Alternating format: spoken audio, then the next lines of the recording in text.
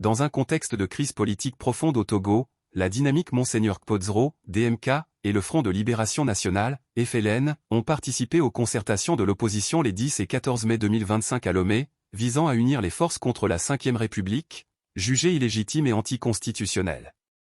Face aux divergences sur la participation aux élections locales et à la volonté de certains de collaborer avec le régime RPT et UNIR, la DMK et le FLN ont quitté la réunion du 14 mai, réaffirmant leur engagement pour une rupture totale avec la dictature et la libération du peuple togolais.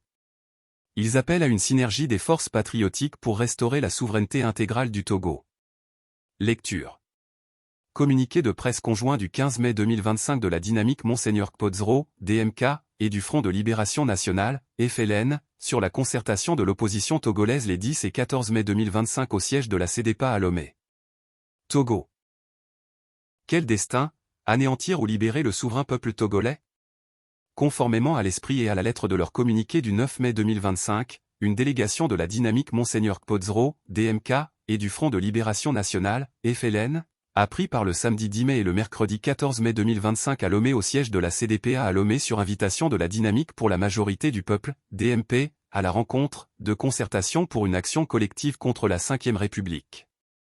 La délégation de la DMK et de ses partenaires du FLN était conduite le samedi 10 mai 2025 par Madame Geneviève Dovi Amouzou, première coordinatrice nationale adjointe de la DMK, et le mercredi 14 mai 2025 par le Dr Komlan Apla, coordinateur national du FLN. La réunion du 10 mai 2025 présidée par la coordinatrice générale de la DMP, Madame Brigitte Kafui Adjamagbo Johnson, a réuni les partis politiques, associations et regroupements de partis politiques et d'associations suivants. ADI, Alcatel, CAR, DMK, DMP, FCTD, LDP, MMLK, Novation Internationale, PSR. L'ordre du jour en 04 points tournait principalement autour de la conduite à tenir au-delà des dénonciations face à la situation politique du pays.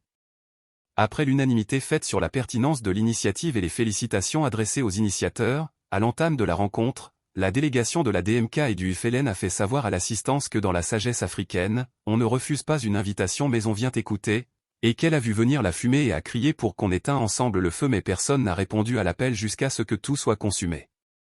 Au terme des échanges, il a été relevé l'importance de la sincérité dans la dynamique unitaire de l'opposition et d'un mémorandum d'entente devant structurer l'action collective de même que l'élargissement du rassemblement aux religieux et aux syndicalistes entre autres. La mise en place d'un comité de pilotage avec un cahier de charges de même que la question sur les élections communales ont été renvoyées à la prochaine réunion convenue.